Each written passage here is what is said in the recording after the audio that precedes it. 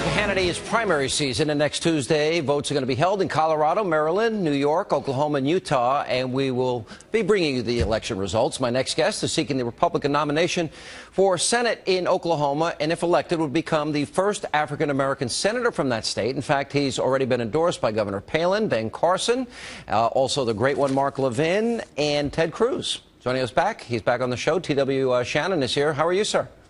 Hey, Sean, it's good to be with you. It's like again. the murderer's, well. That's like the murderer's row of conservatism today. It's a pretty good lineup of endorsements.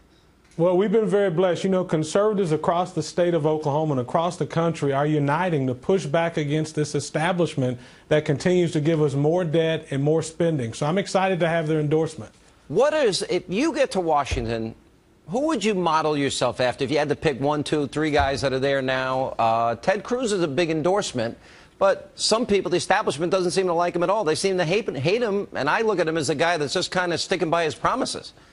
Well, Sean, I think what everybody agrees is that we can't continue to go down the path that we're on. If we continue like we are, we'll be the first generation of Americans to allow our kids and grandkids to inherit a lower standard of living. And that's just not acceptable from the greatest nation in the history of the world. So what we know is what we've got to be focused on in this next Congress is reducing the debt. While I was Speaker of the House, I said no to all debt, and that's what we need to do in the United States of America. We're never going to get out of debt if we continue to borrow. We've got to stop the borrowing. We've got to stop being slaves to China through borrowing. We've got to get this economy moving, and the way to do it is restore free market principles. One of the things that angers me every election cycle is how the Democrats play the race card against conservatives. Drives me nuts.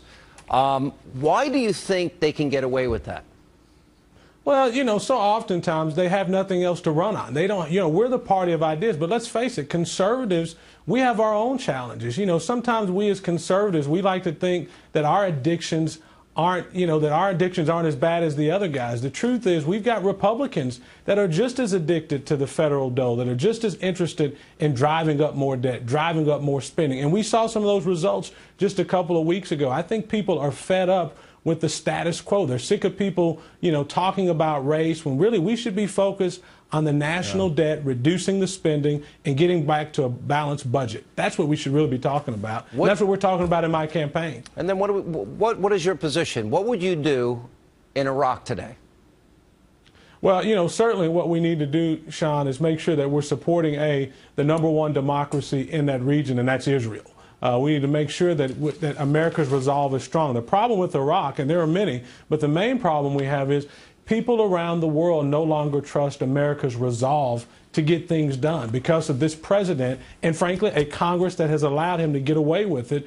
We've got an entire generation of people around the world who don't believe America's resolve is as strong as it can be. And so what we've got to do first is restore America's rightful place in the world place, and we do that by electing conservatives. And one of the things I think we ought to be focused on in Iraq is listening to our generals to decide what is our real interest there as it relates to being American. You think it was a mistake to pull out early after all the bloodshed and sacrifice and treasure that was lost there?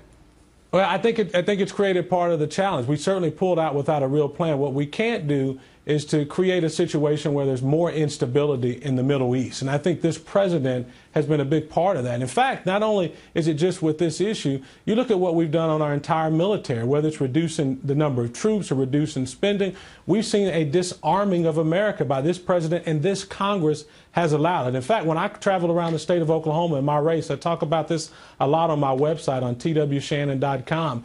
You know, defense is one of the most important reasons why governments are created.